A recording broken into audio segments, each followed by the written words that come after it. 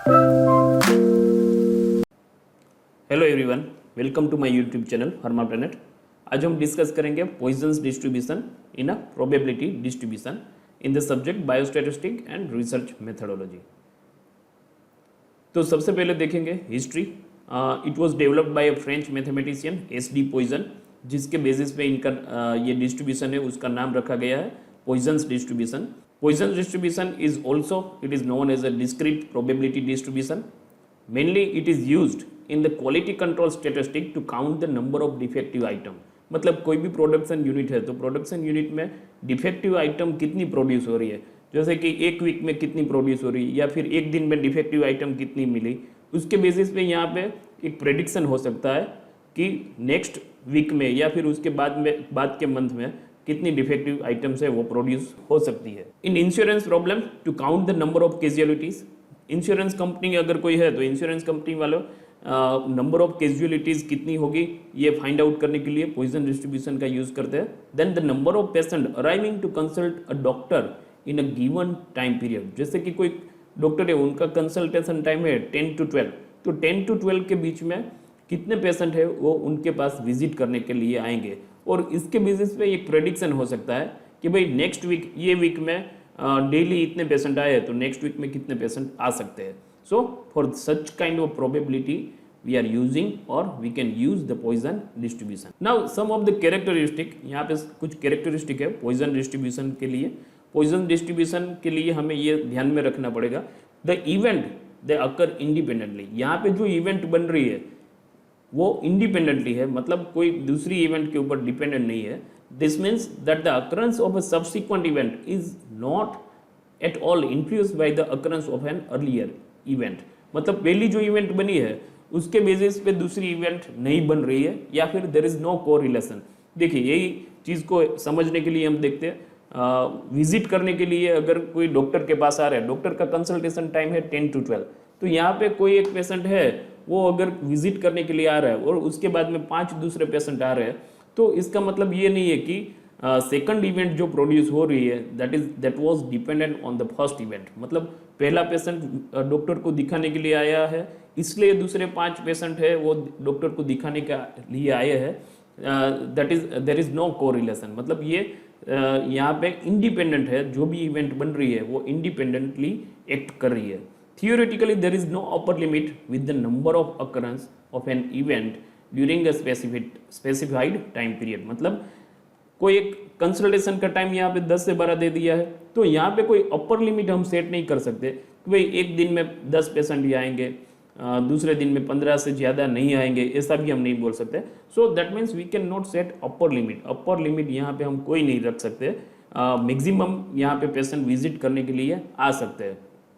The probability of a single occurrence of an event with in a specified time period is proportional to the length of the time period or interval। मतलब यहाँ पे कोई एक patient है वो visit करने के लिए आ रहा है 10 से 12 के बीच में, तो मान लीजिए कि 10 से 12 के बीच में यहाँ पे 10 पेशेंट आए हैं डॉक्टर को दिखाने के लिए, तो जैसे टाइम बढ़ाएंगे हमें प्रोबेबिलिटी को एजम्पशन या फिर एज्यूम करने के लिए जैसे टाइम की लेंथ है वो बढ़ाएंगे। मतलब यहाँ से 10 से 2 बजे तक का कर देते हैं टाइम, तो यहाँ पे पेशेंट है वो ज़्यादा आएंगे। मतलब अकरेंस है वो इवेंट बनने के चांसेस यहाँ पे बढ़ जाते हैं जब हम लेंथ ऑफ टाइम है उसको इंक्रीज करते हैं या फिर उसको बढ़ाते हैं। In an extremely small portion of the time period the probability of 2 or more occurrence of an event is negligible. देखिए कोई स्मॉल पोर्शन के लिए अगर हम कंसीडर कर रहे हैं then the occurrence of any event that is negligible. कोई स्मॉल टाइम पीरियड के लिए हम नेग्लिजिबल कर सकते हैं, जैसे कि 1 मिनट या 10 मिनट ऐसे स्मॉल ड्यूरेशन के लिए कोई इवेंट बन रही है तो उसको नेग्लिजिबल कर सकते हैं।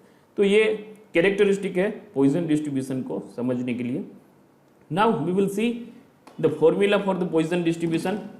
पॉइजन डिस्ट्रीब्यूशन का फॉर्मूला है Px probability of occurrence of x that is equals to lambda raise to x into e raise to minus lambda. e है that is the log function of e to the base 10।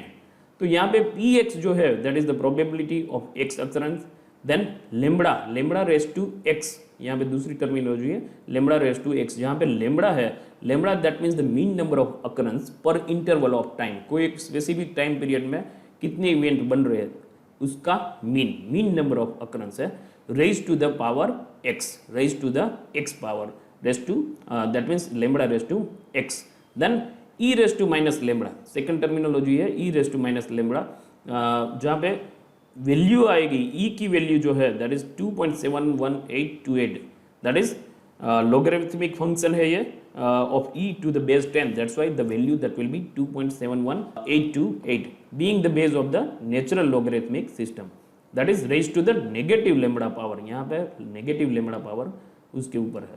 then x factorial हमको ये पता है अभी x factorial क्या है, ठीक है। so these are the simple formula for the Poisson distribution. now to understand this, इसको समझने के लिए we will take the example. Suppose we have a production process of some item, कोई एक प्रोडक्शन चल रहा है that is manufactured in a large quantity. Now we find that in general the proportion of the defective item is the probability और we can say that is p that is equals to 0.01. A random sample of 100 item is selected, 100 item हमने select की है. Now what is the probability that that there are 2 defective item in the sample. So what is the probability? 2 defective item मिलने के chances कितने हैं ये हमें यहाँ पे फाइंड आउट करना है. So now for that first we have to find out the lambda. Lambda that means mean number of occurrence, mean number of occurrence lambda that is the equation for this that is equals to n into p. मतलब यहाँ पे हम कितने trial ले रहे हैं या फिर कितने सैम्पलिंग कर रहे हैं, number of sample that is the 100. तो यहाँ पे n की वैल्यू आएगी 100, p प्रोबेबिलिटी हमें दे दी गई है यहाँ पे that is 0.01. so the lambda that will be 1.0, mean number of occurrence lambda that will be equals to 1. then x की वैल्यू क्या है, मतलब x हमें कितने सैंपल के लिए फाइंड आउट करना है, तो कि यहाँ पे 2 डिफेक्टिव आइटम के लिए हमें ये फाइंड आउट करना है. तो x is equals to 2. Now we have the equation, ये इक्वेशन हमारे पास है. इक्वेशन में हम सभी डेटा पुटअप करेंगे, जैसे कि लेमड़ा की वैल्यू कितने है 1 है, देन रेस टू 2, x की वैल्यू कितनी है यहाँ पे 2 है.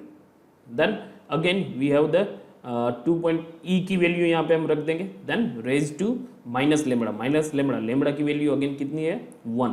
देन x फैक्टोरियल, x की वैल्यू यहाँ पे 2 है, तो x factorial that means equals to 2 into 1. तो ये सभी चीज़ों को हम कैलकुलेट करेंगे, तो यहाँ पे 2 डिफेक्टिव आइटम मिलने की जो प्रोबेबिलिटी है that is equals to 0.18394. Then another one एक एग्जाम्पल, इसमें ये आगे हम अगर फाइंड आउट करें, suppose we want to know what is the probability of having up to 2 defective item. देखिए ये हम एग्जैक्टली 2 डिफेक्टिव आइटम के लिए फाइंड आउट कर रहे थे ना. अप टू 2 डिफेक्टिव आइटम के लिए हमें फाइंड आउट करना है, तो यहाँ पे 0 के लिए प्रोबेबिलिटी फाइंड आउट करनी पड़ेगी, देन 1 के लिए एंड प्लस 2 के लिए, ये सभी का हमें समेशन करना पड़ेगा. तो यहाँ पे हम क्या करेंगे, we will find out the probability for 0. ये अगर सेम इक्वेशन से आप कैलकुलेट करोगे, आप अपनी तरीके से भी यहाँ पे कैलकुलेट ये सभी में डेटा रख दीजिए, ठीक है. x की वैल्यू 0 है, 0 यहाँ पे रख के कैलकुलेट करेंगे तो आपको जो आंसर मिलेगा that will B 0.368. Same way p x 1 के लिए यहाँ पे फाइंड आउट करेंगे probability for 1 defective item that will B also 0.368. और 2 डिफेक्टिव आइटम के लिए हमने प्रोबेबिलिटी अभी फाइंड आउट की दैट वॉज 0.184. तो ये सभी का समेशन करेंगे, टोटल करेंगे तो ये मिलेगा 0.92. That means the answer is 0.92 for up to 2 defective item. Up to 2 defective item मतलब यहाँ पे 0 + 1 और +2, ये सभी का समेशन करके हम फाइंड आउट करेंगे. Now if we are interested in knowing the probability of having more than 2 defective item.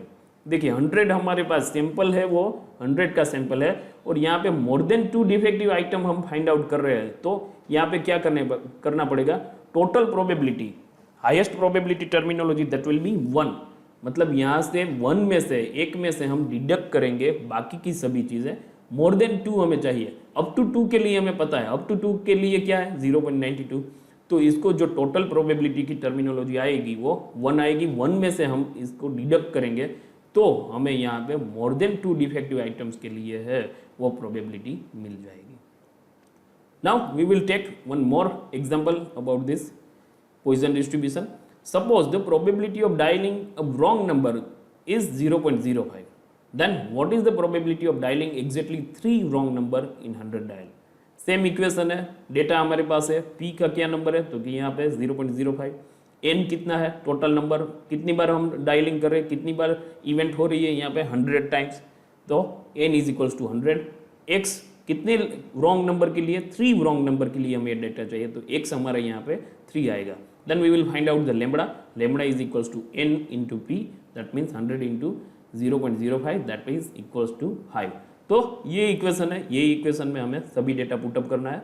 यहाँ पे 5, यहाँ पे लेमड़ा की वैल्यू क्या है, 5 है, रेस्ट टू x है, x की वैल्यू यहाँ पे क्या है हमारे पास 3, देन e की वैल्यू यहाँ पे पुटअप करेंगे, देन रेस्ट टू -5, लेमड़ा की वैल्यू 5 है, then 3, x is equals to 3, तो यहाँ पे 3 फैक्टोरियल हम फाइंड आउट करेंगे, 3 इंटू 2 इंटू 1। तो यहाँ पे सभी चीज़ों का कैलकुलेशन हम करेंगे तो हमारे पास 3 रॉन्ग नंबर डायल होने की प्रोबेबिलिटी जो हमें मिलेगी, that will be equals to 0.14। Now in some case देखिए ये सभी एग्जाम्पल आ सकते हैं कि the following table shows the number of days in 50-day period during which x number of automobile accident occurred in a city. देखिए 50 दिन का हमारे पास एक डेटा है जिसमें एक्सीडेंट अकर हुए या फिर एक्सीडेंट हुए उसका एक डेटा है, उसका एक नंबर है यहाँ पे दिया है। So for this data we have to fit Poisson distribution, ये डेटा जो हमारे पास है उसके लिए पॉइजन डिस्ट्रीब्यूशन हमें प्रेडिक्ट करना है। सो फॉर दैट ये डेटा हमारे पास है, number of accident 0, 1, 2, 3, 4 and number of days, यहाँ पे फ्रीक्वेंसी है that is number of days. Number of days तो कि भाई 21 दिन है ऐसे कि जहाँ पे 0 एक्सीडेंट हुए, 18 डेज में 1 एक्सीडेंट, 7 डेज में 2 एक्सीडेंट, 3 दिन ऐसे है जहाँ पे 3 एक्सीडेंट हुए और 1 दिन में 4 एक्सीडेंट हुए। तो इसके लिए पॉइजन डिस्ट्रीब्यूशन, पॉइजन के अकॉर्डिंगली यहाँ पे क्या होना चाहिए फ्रीक्वेंसी डिस्ट्रीब्यूशन, ये हमें फाइंड आउट करना है। तो इसके लिए सबसे पहले हम करेंगे we have to find out the arithmetic mean. Arithmetic find out करने के लिए यहाँ पे पहले x लिखेंगे, देन f की value we will find out f into x. Already हमने ये प्रीवियसली एक वीडियो में डिस्कस कर लिया है कि एरिथमेटिक मीन कैसे फाइंड आउट करना है। Then we will find out the total sigma f x and we have the equation. Equation क्या है हमारे पास, mean is equals to sigma f x divided by sigma f. तो यहाँ पे 45 डिवाइडेड बाई 50 मतलब आंसर आएगा, मीन आएगा दैट इज 0.9। तो ये हमारी वैल्यू हो गई लेमड़ा की। नाउ यहाँ पे 50 दिन के लिए हम ये फाइंड आउट कर रहे हैं, तो इसके लिए the total number of frequency that is 50। So we may write the Poisson formula. Poisson formula अभी लिखने के लिए हमें n की वैल्यू यहाँ पे ऐड करनी पड़ेगी। तो equation became n into lambda raise to x into e raise to minus lambda divided by x factorial. तो सबसे पहला यहाँ पे n की वैल्यू रखेंगे, then we will put up 0.9, lambda की वैल्यू हमें मालूम है, देन e की वैल्यू यहाँ पे है lambda 0.9 divided by x factorial. Now we have to find out x यहाँ पे हर बार क्या है चेंज हो रहा है। तो पहले 0 के लिए x 0 के लिए, 1 के लिए, 2, 3 और 4 के लिए हमें ये इक्वेशन में डेटा रखना है, x की वैल्यू रखनी है 1 बाई 1 और हमें प्रोबेबिलिटी है वो फाइंड आउट करनी है। तो यहाँ पे ये सेम इक्वेशन में वी विल पुट अप, सबसे पहले यहाँ पे क्या रखेंगे तो कि 0 के लिए हमें फाइंड आउट करना है। तो यहाँ पे 0 रखेंगे तो 0 factorial that is equals to 1, यहाँ पे 0 रखेंगे तो 1 आएगा। तो यहाँ पे सबसे पहले इक्वेशन में क्या हो जाएगा 50 into 2.7182 raise to minus 0.9 that is equals to 0.40657। तो ये दोनों वैल्यू अभी हमारी कांस्टेंट हो जाएगी। ये तो ऑलरेडी कांस्टेंट है 50 और ये दूसरी वैल्यू है ये भी यहाँ पे कांस्टेंट हो जाएगी। तो हमें जो आंसर मिलेगा दैट विल बी 20.3। तो इसको इंटीजर वैल्यू में हमें कन्वर्ट करना पड़ेगा। तो यहाँ पे इंटीजर वैल्यू में ये क्या आएगा 20.3 इज इक्वल्स टू 20। तो पहला 0 जो अक्रंस है उसके लिए यहाँ पे हमें फ्रीक्वेंसी की वैल्यू जो अकॉर्डिंग टू पॉइजन डिस्ट्रीब्यूशन मिल रही है दैट इज 20, मतलब यहाँ पे और वैल्यू में भी चेंजेस होगा। नेक्स्ट है 1 के लिए हम फाइंड आउट करेंगे। 1 के लिए फाइंड आउट करेंगे तो यहाँ पे सभी x की जगह पे 1 रखेंगे। तो यहाँ पे जो हमें आंसर मिलेगा that will be 18.3। Then x की जगह पे 2 रखेंगे तो यहाँ पे जो वैल्यू मिल रही है दैट विल बी 8.2। यहाँ पे 0.40657 ये हम अभी कांस्टेंट कर रहे हैं, only we have to change यहाँ पे लेमड़ा रेस टू x और यहाँ पे x फैक्टोरियल, इतना ही हमें चेंज करना है। देन सेम वे यहाँ पे 3 के लिए फाइंड आउट करेंगे, x इज इक्वल्स टू 3 के लिए फाइंड आउट करेंगे तो 2.5 मिलेगा। इसको हम कन्वर्ट करेंगे इंटीजर में, यहाँ पे 3 आएगा। 18.3 है, इसको इंटीजर में कन्वर्ट करेंगे 18 आएगा। 8/2 के लिए 8 आएगा एंड लास्ट वन 4 के लिए x इज इक्वल्स टू 4 के लिए काउंट करेंगे तो यहाँ पे जो वैल्यू मिलेगी that is 0.6 is equals to 1। तो हमें जो डेटा दिया गया था ये यहाँ पे है 21, तो इसके जगह पे Poisson according to Poisson distribution frequency क्या मिलेगी 20। यहाँ पे 18 है, यहाँ पे 1 एक्सीडेंट 1 अकरेंस के लिए यहाँ पे 18 है, ये सेम है। यहाँ पे 2 एक्सीडेंट के लिए यहाँ पे 8 है, देन 3 के लिए भी 3 है और 4 के लिए 1 है। तो यहाँ पे 2 जगह पे चेंज हुआ है 20 एंड 8। तो इस तरीके से हम पॉइजन डिस्ट्रीब्यूशन, कोई भी हमारे पास फ्रीक्वेंसी डिस्ट्रीब्यूशन का डेटा है तो उसको पॉइजन डिस्ट्रीब्यूशन में हम इस तरीके से कन्वर्ट कर सकते हैं। तो इस वीडियो में हमने डिस्कस किया है about the history of Poisson distribution, how to use it and the characteristic of the Poisson distribution, then what is the formula for the Poisson distribution, और यहाँ पे हमने कुछ एग्जाम्पल लिए हैं जिसको हमने समझने की कोशिश की है। तो जनरली पॉइजन डिस्ट्रीब्यूशन है, कोई भी डेटा है वो कंटिन्यूसली अगर कोई इवेंट हो रही है तो उसको प्रेडिक्ट करने के लिए और नेक्स्ट टाइम, नेक्स्ट मंथ या फिर नेक्स्ट 1 ईयर में क्या हो सकता है इसको प्रेडिक्ट करने के लिए पॉइजन डिस्ट्रीब्यूशन है उसका मेनली यूज हो सकता है। So please like this video and if you are new to my channel, अगर आप नए हैं इस चैनल में तो please subscribe my channel Pharma Planet, और इसके रिलेटेड कोई कमेंट है, कोई क्वेश्चन है तो please write down in the comment box. Thank you for watching this video.